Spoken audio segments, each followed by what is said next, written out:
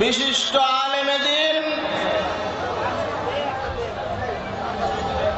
আল্লামা মুমতাজুল করিম বাবা হুজুর এখন বক্তব্য রাখছেন হাটহাজারী মাদ্রাসার অন্যতম মুহাদ্দিস মাওলানা মুমতাজুল করিম বাবা হুজুর।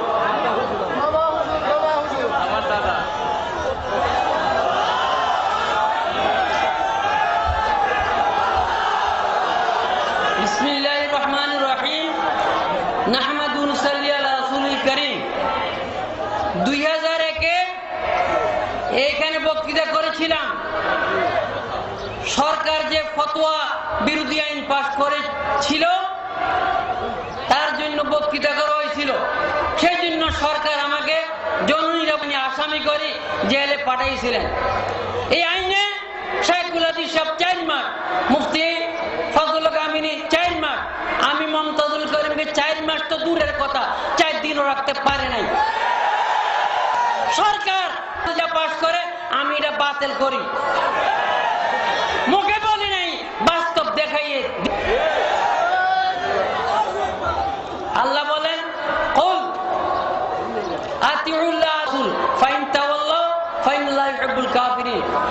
এতাআত হবে আল্লাহ এবং আল্লাহর রাসূলের, তারা যদি না মানে লা ইউহিব্বুল কাফিরিন, আল্লাহ কাফেরদেরকে ভালোবাসেন না। ওসি সাহেব, দারোগা সাহেব, এদেরকে খারাপ বলবেন না।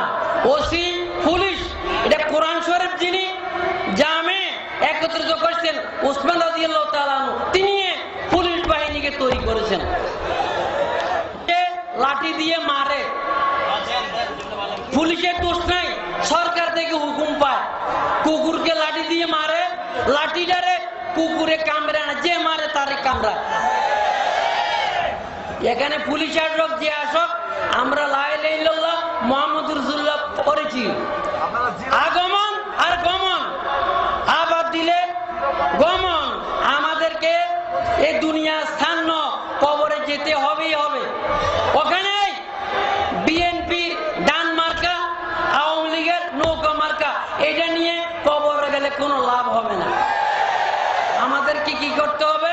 আল্লাহর হুকুম এবং রসুলের তরিকা বাস্তবায়ন করতে হবে। আমরা ইমানে আমলে যখন হব ফুল ট্যালেন্ট,